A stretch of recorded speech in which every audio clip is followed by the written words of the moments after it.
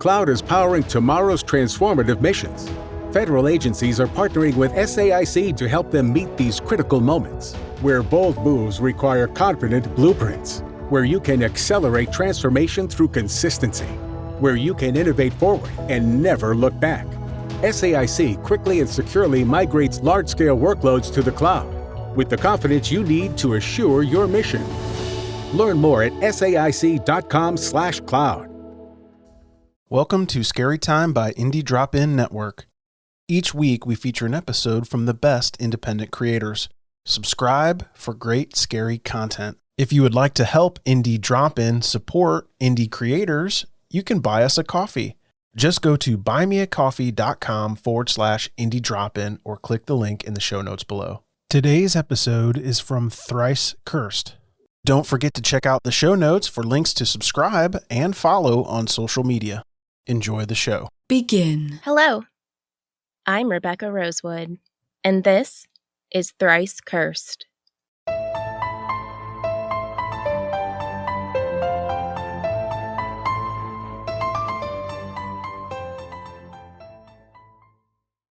Warning. Thrice Cursed is a true crime and paranormal podcast. It is intended for mature audiences. Some graphic depictions of violence and other unpleasant material may exist beyond this point. For more specific content warnings, please reference the episode notes. I'd like to preface this episode by saying, if you followed me over from my former podcast, some of this information will not be new to you. However, as it was one of the first stories I covered, there was a lot of information that had been left out. I decided to revisit this particular episode and included far more detail this time around. I hope you all enjoy. Now, let me just set the scene. Griffith Park is a 4,210-acre park located between Glendale and Studio City in Los Angeles, California. In 2002, the Griffith Park Chief Ranger Albert Torres told LA Times that he wasn't afraid of centuries-old ghosts or curses, but that if you knew even a quarter of the stuff we find within the park's perimeter, you'd never set foot in it again. So, yikes. This park basically has it all. There's the Griffith Observatory, the Greek Amphitheater, the LA Zoo, the old LA Zoo, 2 museums, 2 golf courses, a merry-go-round, countless hiking and horse trails, caves, the Hollywood sign, haunted hay rides in October, several ghosts, strange creatures, and an ancient curse. If you're looking for it, it's a good bet that Griffith Park has it. The land known now as Griffith Park originally belonged to Jose Vicente Feliz. I'm sorry, I'm extremely white. I know I butchered that. I'm sorry. So the land originally belonged to Jose Vicente Feliz, a soldier and government official. He had once served as the de facto mayor of Los Angeles and was granted just over 6,600 acres of land in the 1790s. This land was called Rancho Los Feliz, or the Happy Farm. After his death, the land continued to be passed down to family members. In 1836, things took a deadly turn. Domingo Feliz, who shared the rights to the land with, I presume, a sibling, had married a much younger woman by the name of Maria del Rosario Villa. All seemed to be going well as far as Domingo was concerned.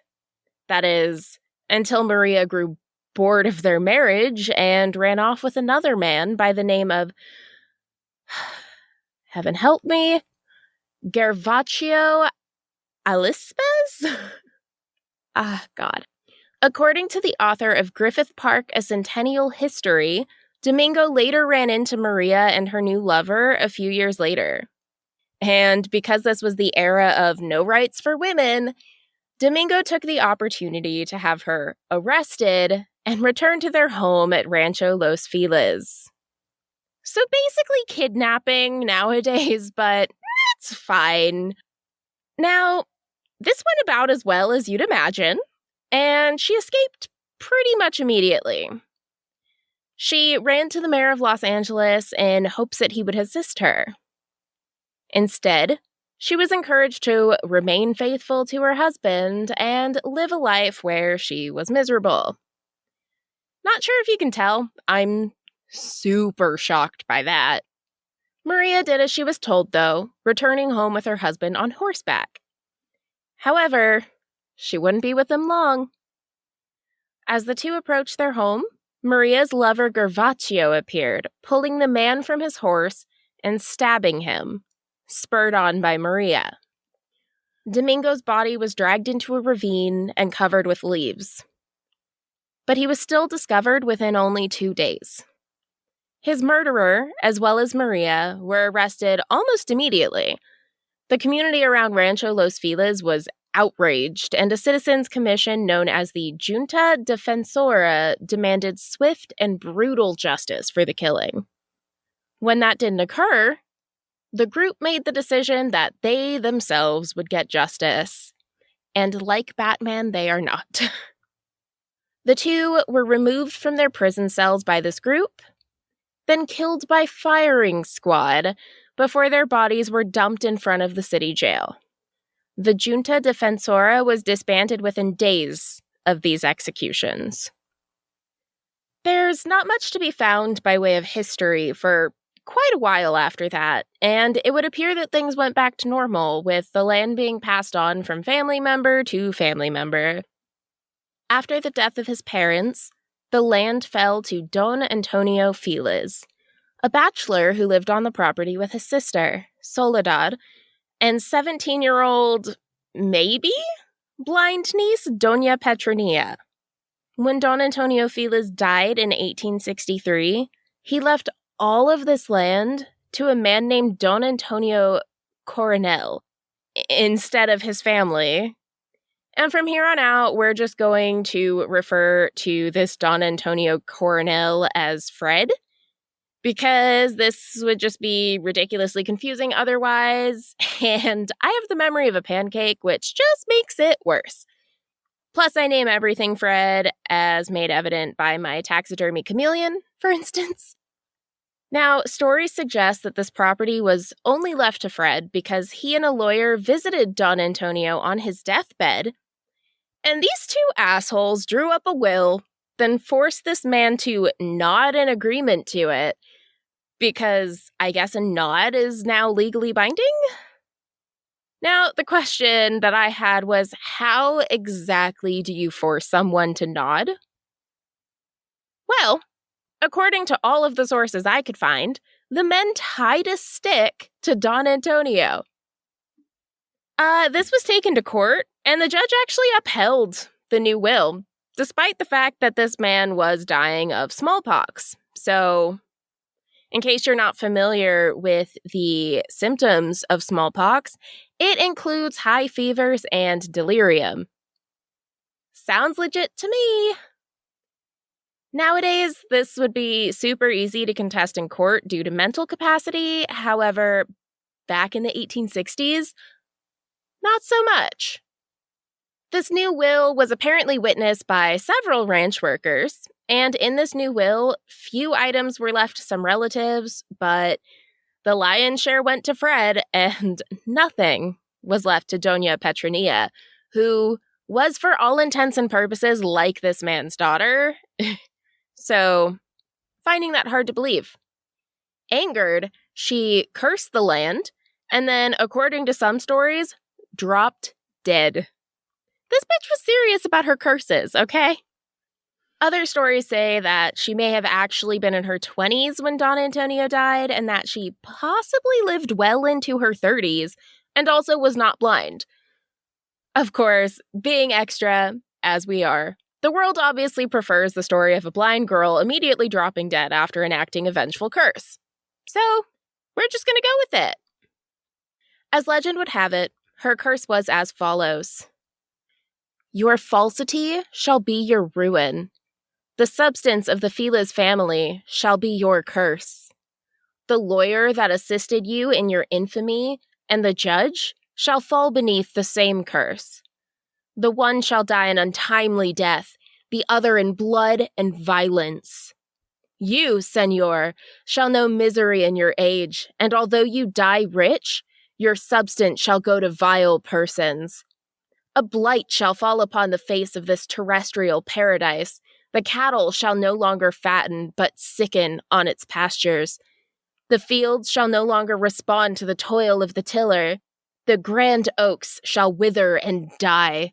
The wrath of heaven and the vengeance of hell shall fall upon this place. So, pretty casual curse there. Lots of room for interpretation. Probably nothing to worry about, right? I don't know. Not right. Wrong. Very, very wrong. To this day, Griffith Park is frequently plagued by disastrous wildfires and murders, and many people associated with the land suffered seriously tragic fates. Fred's family all supposedly died of disease and misfortune. After Fred passed away, the land was transferred to his wife, who promptly remarried, 'cause priorities. She and her new husband frequently fought over her inheritance, and in their divorce, the lawyers took pretty much everything that the husband didn't. According to an expert on the curse, in 1868, a man named C.V. Howard owned part of the land. He negotiated and sold the land's water rights and was shot dead in a local saloon while celebrating his good fortune. So, how good was your fortune, really? The land then eventually passed to Leon Lucky Baldwin, who then had to change his nickname almost immediately. After starting a ranch and dairy, he experienced the full weight of Doña's curse. The cattle died, fires destroyed the grains, bugs devoured the crops, and everything that could go wrong did. All of this forced Lucky to declare bankruptcy and sell the land to pay the mortgage. His luck unfortunately never returned, as shortly after this, he was killed by banditos on a trip to Mexico. Eventually, this land was sold to Thomas Bell. He didn't keep it long, however, and can you blame him? He eventually sold it to Colonel Griffith Jenkins Griffith. Yes, his first name and his last name are the same, because his parents hated him. As do I. Now, depending on which story you believe, Thomas Bell lived well into his 80s until the time he either fell or was pushed by his mistress from his mansion's banister. And as we've determined, people like a good story, so we tend to go with the latter. So Griffith J. Griffith bought the land in 1882. He was a Welshman who had moved to California during the gold rush and struck it big. Sources I found said that he had a knack for finding gold and silver, which, lucky him. This guy is like the OG LA hipster. Let me just start by saying he's a bit quirky. The ranking of colonel seems to be made up. There's no evidence of him being associated with the military beyond maybe the ranking of Major of Rifle Practice with the California National Guard. Whatever that means. Secondly, he would tell these insanely long, boring stories to his exclusive men's clubs, which they'd let him get away with because he's loaded, and as they say, a rich white man can get away with anything. Thirdly, he allowed a man named Frank Burkett to start an ostrich farm on the property in hopes of luring in residents to the area, and therefore Griffith's surrounding properties. Why ostriches? I honestly couldn't tell you.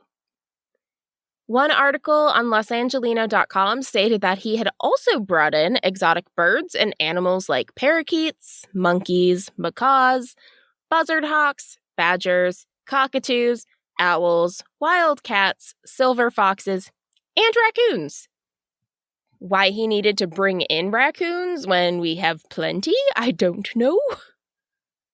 Maybe do a seance and ask him. Or don't. I wouldn't recommend it. 2 years later, in 1884, a major storm fell upon the area. Lightning struck several oak trees on the property, and ranch hands insisted that they saw the ghost of Don Antonio Feliz himself riding in the rain. After the storms, these sightings continued, but we'll get into that a tidbit later. At this point, due to the sightings of Don Feliz and the ostriches stampeding in the night, which is weird because ostriches are not nocturnal and are in fact diurnal, Griffith would only visit this area during midday. He ended up foreclosing on the failing ostrich farm as it wasn't drawing the crowds that Griffith had hoped for. So strange, I know. This enraged Burkett, and he declared that he would have vengeance on Griffith. To get his revenge, Burkett attempted to shoot Griffith with a shotgun outside of a cemetery.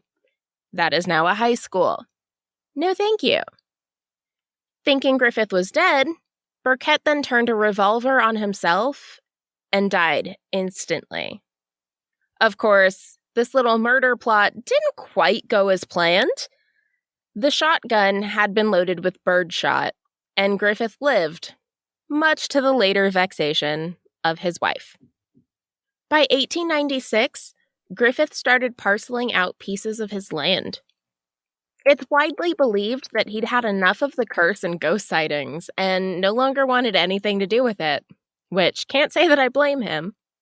This is why he donated 3,015 acres of it to Los Angeles City. At a party celebrating this donation in 1898, another Don Antonio sighting is said to have occurred. He appeared at the head of a banquet table, sitting in a seat typically reserved for Griffith, and proclaimed, "I come to invite you to dine with me in hell. In your great honor, I have brought an escort of subdemons." After this, it's reported that he charged the partygoers on horseback as they fled. I don't know about you, but I prefer the dinner party haunting from Beetlejuice. I'm not really about that running from a demon on a horse thing. Not long after this, in 1903, Griffith basically went bananas. He became convinced that his very devout, well-to-do wife was colluding with the Pope to poison him. And in case you had to double take that like I did, he thought his wife was colluding with the Pope to poison him. No idea where this delusion came from. Not a clue. He was so deluded in this way of thinking that when she wasn't looking, he would actually switch their dinner plate so that the quote-unquote poisoned dish was sitting in front of her and not him. So, this hipster piece of shit, and nothing against hipsters, y'all make some great coffee, decided to take his wife and their 15-year-old son for a vacation to the Arcadia Hotel in Santa Monica, which is a very well-known beach town about 21 miles away.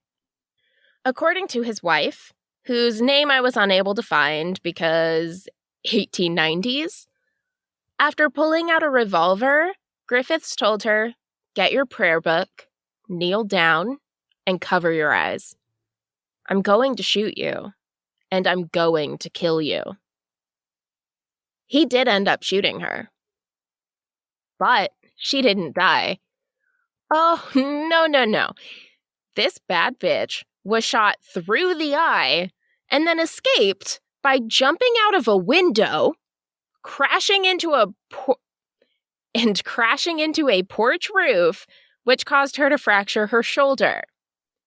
She later divorced him, obviously.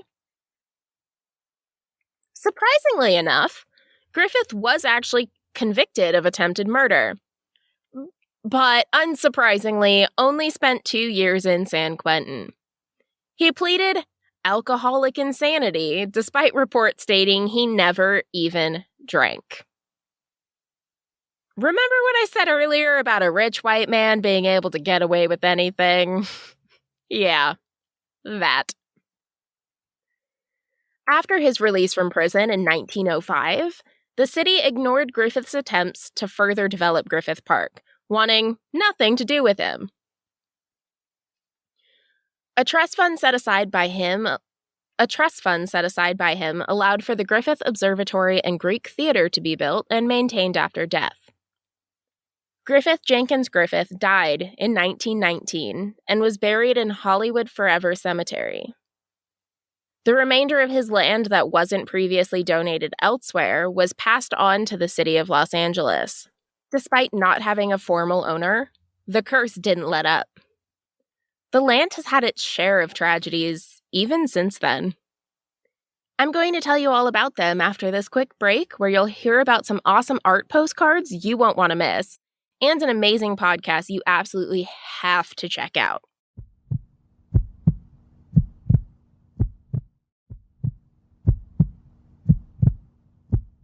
I'm back. What did I tell you? Awesome, right? Hey, it's Nikki Glazer. And even reading about Trojan Ecstasy Ultra Rib condoms is kind of getting me juiced up, if you know what I'm saying.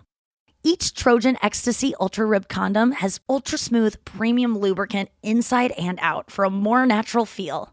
You guys know I love lube. I don't leave home without it. And now I'll leave my bottle at home and just bring the condoms. Also, they have extra deep ribs at the base and end to increase stimulation. So these condoms are for both of you, really. This condom has a unique design that lets you feel the pleasure and not the condom. To be honest with you, if I went out with a guy and when we're getting down, he brings out a Trojan Ecstasy Ultra Ribbed condom, I'd be like, this dude knows what he's doing and he's considered me in this. Thank you. When I think condoms, I think Trojan condoms. So try Trojan Ecstasy Ultra Ribbed condoms. Triple tested and trusted for over 100 years. Feel your best. Get yours on. This is Derek's O'Reilly Auto Parts story. After the third time jump-starting my car, I finally realized my battery was dying. So I stopped by O'Reilly to have it checked. They tested it right there in the parking lot. It was bad, real bad. But they helped me find the right battery for my car and even installed it for free. Now my car starts like new. O'Reilly Auto Parts. Now, back to the cursed park. In 1932, a young New York stage actress named Peg Entwistle became forever synonymous with the Hollywood sign. After setting her sights on the silver screen, Peg moved in with her uncle, who lived practically in the shadow of the Hollywood sign. She spent the summer of 32 waiting on callbacks that never came.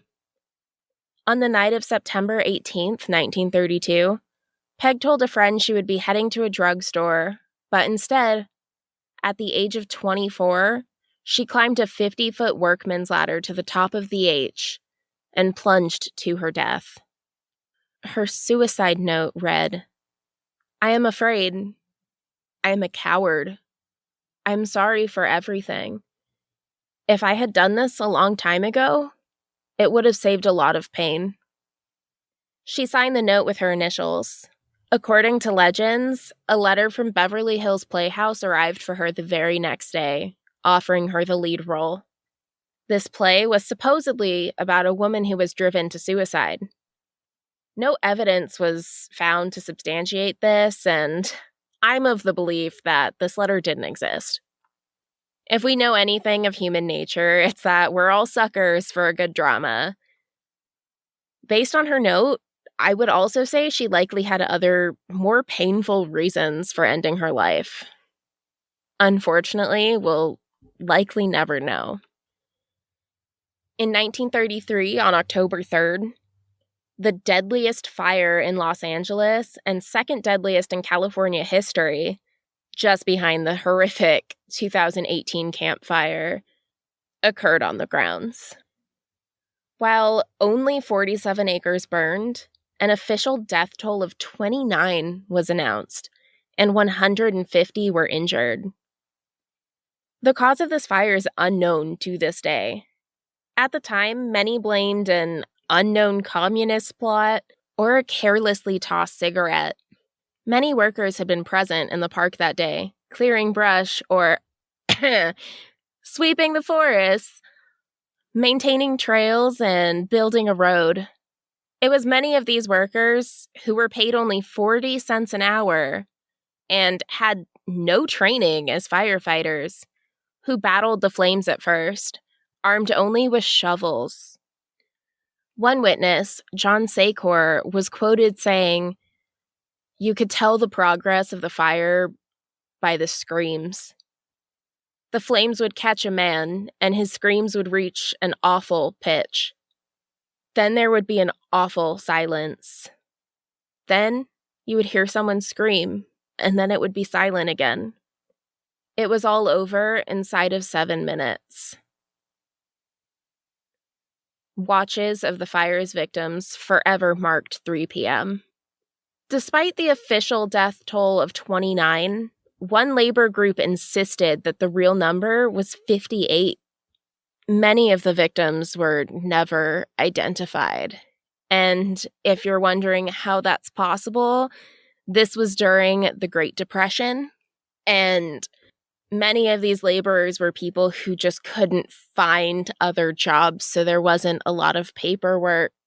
In 1947, the body of Elizabeth Short, more commonly known as the Black Dahlia, was found in I live in California, and I don't even know how to pronounce this. The Black Dahlia was found in Leimert? I don't know. Leimert Park, Los Angeles. While her body wasn't found in Griffith Park, the home of the man believed to be responsible borders the park. George Hodel lived with his wife and 2 children in what is now known as the Sowden House. George was once recorded saying, "Supposing I did kill the Black Dahlia. They couldn't prove it now. They can't talk to my secretary anymore because she's dead." If that wasn't suspicious enough, his own son, Steve, who is now a retired Los Angeles police officer, believes his own father is guilty. Steve believes that Elizabeth Short was murdered in the basement of the Sowden home. And several cadaver dogs have lended credence to this theory with the detection of human remains on the property. Of course, none of this has been, or likely ever will be, confirmed. In October of 1949, actress Jean Spangler left her apartment in Park La Brea, intent on meeting with her ex-husband before heading to a night shoot. She had to speak with her ex about child support. She never arrived on set for filming, and her purse was found near the Ferndale entrance of Griffith Park. Jean Spangler was never seen again, and many believe that she may be somewhere within the park, awaiting discovery after all these years. There are many theories as to who may have killed the actress and mother, ranging from the ex-husband, a new lover, a mob hit, and even a botched abortion. It's crazy to think that one hike could be all it takes to uncover the mystery with this one. Definitely not recommending you go hike Griffith Park, though. A, I hate hiking, and B, don't get murdered. Just don't do it. Also bordering Griffith Park is the mansion known as the Los Feliz murder house. On the morning of December 6th, 1959, cardiologist Harold Perelson murdered his sleeping wife Lillian. He struck her in the head with a ball-peen hammer, then left her to asphyxiate on her own blood. He then went to his teenage daughter Judy's room. His intentions with her were the same. He hit her with the hammer as well, only this time, the blow wasn't lethal. She awoke, screaming. 2 of her younger siblings awoke, asking their father, "What's wrong?" As he comforted the girls, "Go back to bed. This is a nightmare." Judy escaped. She first found her mother, then ran to a neighbor's where she called the police. Upon their arrival, police found both Lillian and Harold Perelson dead in their bed. Harold had taken 2 doses of Nembutal, an anti-anxiety or sleep aid, and 31 small white pills, believed to be either codeine or a powerful tranquilizer. The home was left to rot and decay for over 50 years. Understandably, that's not the kind of bad juju I want. Plus, not even a horrifying murder can make a mansion in LA affordable for anyone who isn't Kanye West rich. On August 10th, 1969, another home on the outskirts of Griffith Park saw unspeakable tragedy. This home is one most true crime aficionados know by name. The La Bianca House. That's right. The home of Rosemary and Lino LaBianca, victims of the Manson family murders. The 2 homeowners were stabbed repeatedly by Tex Watson, Patricia Krenwinkel, and Leslie Van Houten after having been commanded by Charles Manson solely because their home appeared to be upscale. Fast forward to the late 1970s. In October 1976, a couple supposedly died while in the throes of passion on a park bench. A story released by the LA Times in 2006 said that a tree had fallen on the couple. Workers who had been sent to clear the tree either fell ill or were injured before they could complete the job. This included a supervisor found dead of an apparent heart attack at the scene. The article was deemed a hoax, but people still report sightings of a ghost couple in the area. And as far as I could find, to this day, the tree remains.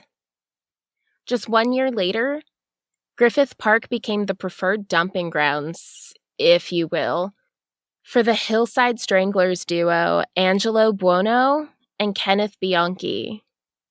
The 2 terrorized LA between October of 1977 and February of 1978. Within 1 month of their first attack, the duo had attacked 3 additional women, picking them up in their van, driving them back to Buono's house, sexually assaulting, torturing, then strangling the women, before leaving them in degrading sexual positions in various locations among the hillsides. The 2 men, who were cousins, were convicted of kidnapping, raping, torturing, and murdering 10 women, whose ages ranged from only 12 to 28 years old. Their victims were Yolanda Washington, Judith Miller, Alyssa Caston, Dolores Cepeda, Sonia Johnson, Christina Weckler, Evelyn Jane King, Lauren Wagner, Kimberly Martin, and Cindy Hudspeth. They had also attempted to kidnap Catherine Lore Baker, but decided against it when they realized her father was famous actor Peter Lorre. I won't go into a ton of detail, but if you're interested in hearing more about these 2 janky freshwater bitch fishes, send me an email. The more interested I know you are, the more likely I am to cover something. That goes for any other suggestions as well. There are many incidents that have occurred on the land, but a few of the more recent are as follows. In August of 2010, an unidentified man's skull without the mandible was found on a hiking trail known as Skyline. The remains were likely in the park for 2 or more years. No additional remains were ever found, and the victim is unidentified to this day, over 10 years later. In 2011, a severed head was found in a 99-cent only store bag. Hands and feet were later found in a shallow grave nearby. The remains were later found to belong to Hervé Medellin, who suffered a terrible fate at the hands of his live-in boyfriend. In 2015, a convicted pedophile committed suicide in the park, which, okay. I'm not a proponent of suicide, but I'm definitely not a proponent of pedophilia, so I'm kind of okay with this one. In March 2016, 2 hikers found a partially covered human skull near the Hollywood sign. The skull was determined to have belonged to a woman who was at least 20 years old at the time of her death, and that the skull may have been there for as little as 1 year or as many as 10. It's still unknown who the skull belonged to. On September 11th, 2019, an unidentified body was found underneath an electrical tower. In December of 2019, a headless body was found by a woman and her dog. The head was later found elsewhere in the park. There are currently 17 unidentified bodies that were found within the park. Not to mention the ones that haven't been discovered yet or never will be. With all of the tragedy, it's no surprise that Griffith Park is reported as one of the most haunted places in Los Angeles. While there aren't many detailed descriptions of the hauntings within, reports of hauntings aren't scarce. Don Antonio Feliz can frequently be seen riding the park trails and in the throes of crazed laughter atop large rocks. He is most frequently seen around B Rock Trail. Doña Petronilla, his niece, roams the land dressed in all white. She can be seen staring into the Rangers' headquarters on dark and rainy nights. She's also frequently reported during haunted hayrides in October, as well as riding horseback through the park nearby the headquarters. If you'd like to see an over-the-top recreation of her hauntings, Ghost Adventures with Zach Bagans, aka Bagel Bites a la Christine from And That's Why We Drink, visited the park. They do a very good over-the-top reenactment, I promise. I couldn't even watch it was so good. Another figure, believed to be Griffith J. Griffith, has been seen riding his horse through the park. I could find no information on the vibe that his presence gives off. Peg Entwistle can be seen tragically repeating the last moments of her life as she throws herself from the top of the Hollywood sign.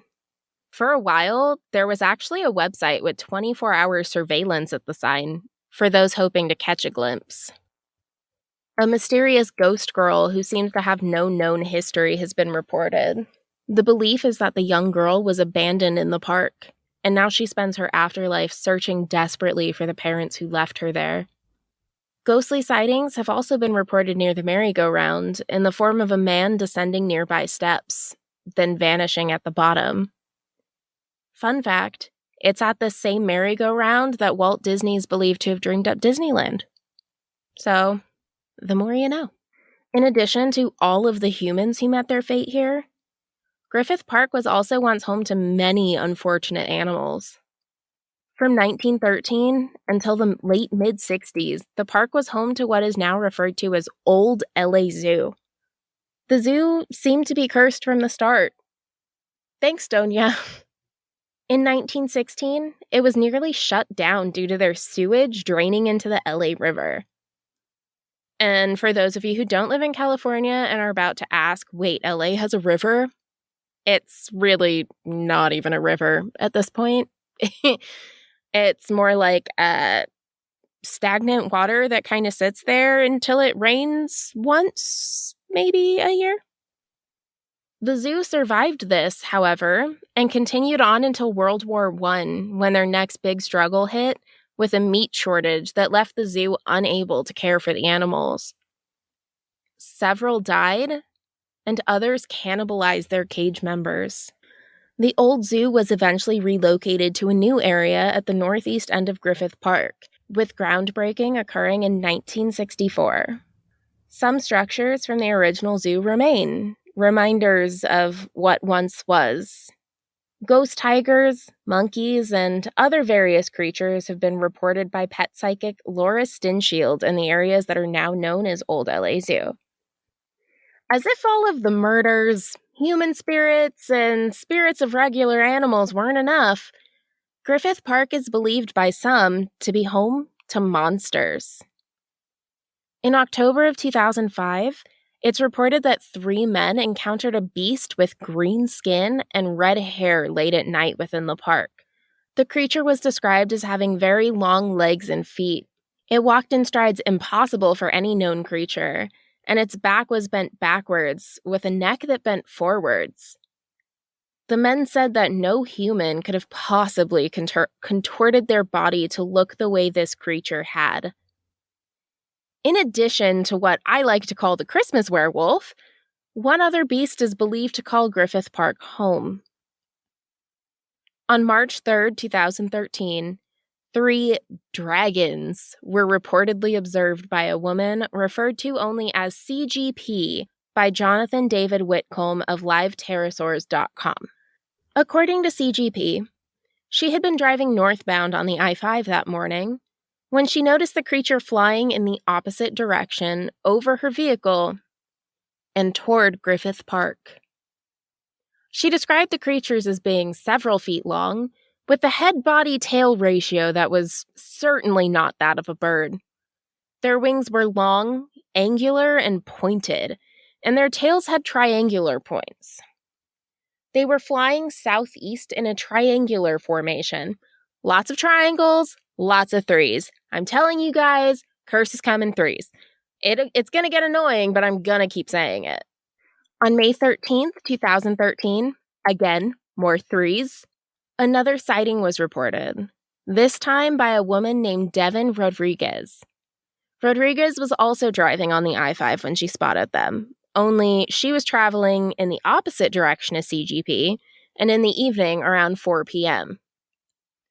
She reported being stuck in traffic, so pretty much the usual for Los Angeles, traveling at approximately 30 miles per hour, which is not the usual for Los Angeles, it's usually more like 5.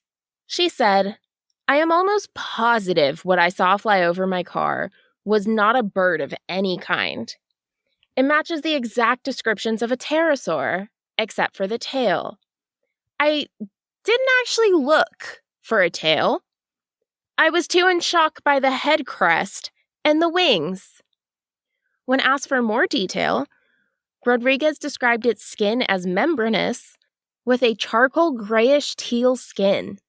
And a direct quote here, "There were no feathers, the wings were pointed and never flapped."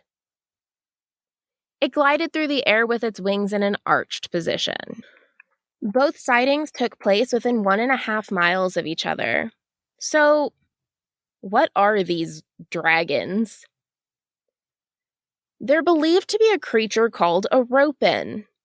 The word ropin translates to demon flyer, so maybe one of the subdemons Los Feliz summoned? No thanks. No, not about it.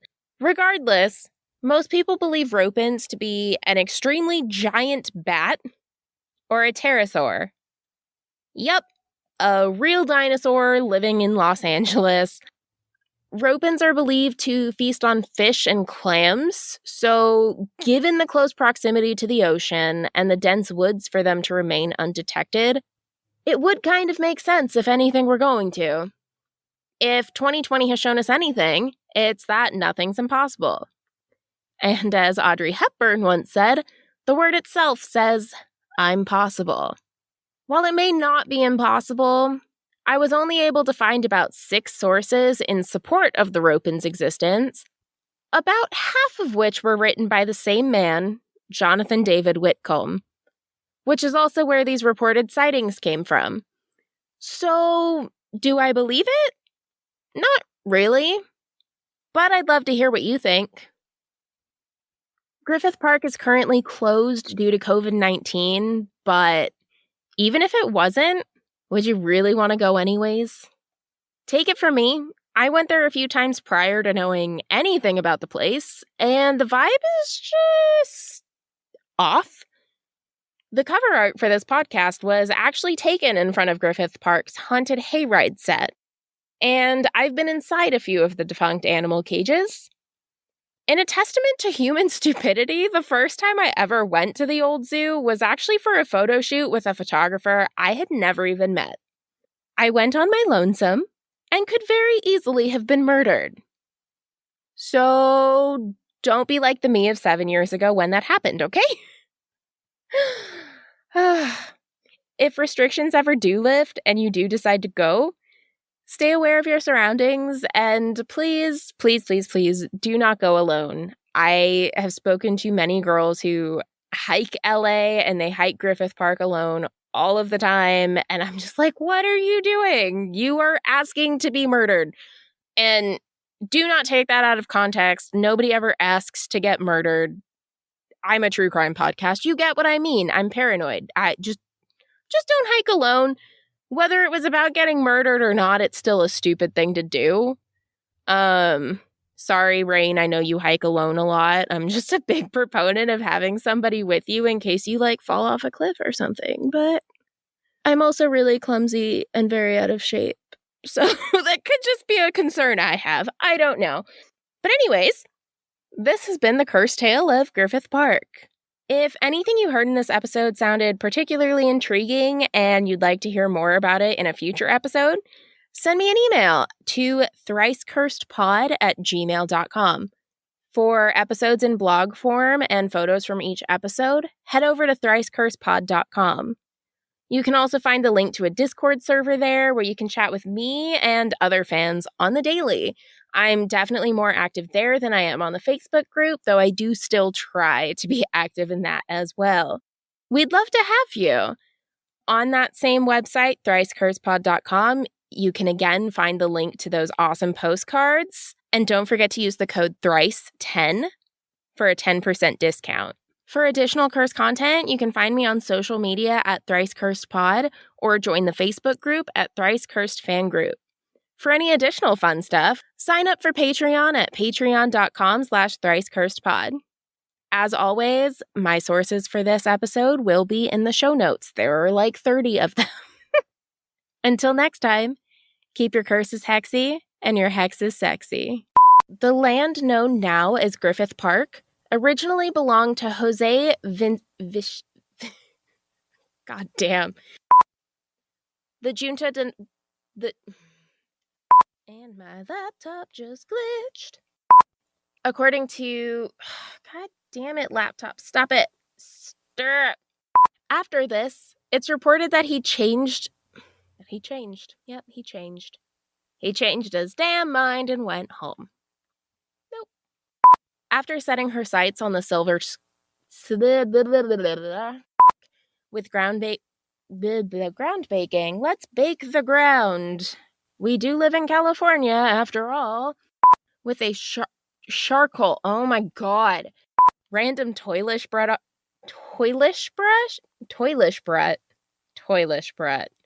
Okay. Thanks again for listening to Scary Time by Indie Drop-In Network. Check out all of Indie Drop-In shows at indiedropin.com. If you would like your show featured, reach out to us at Indie Drop-In on all social media or go to indiedropin.com.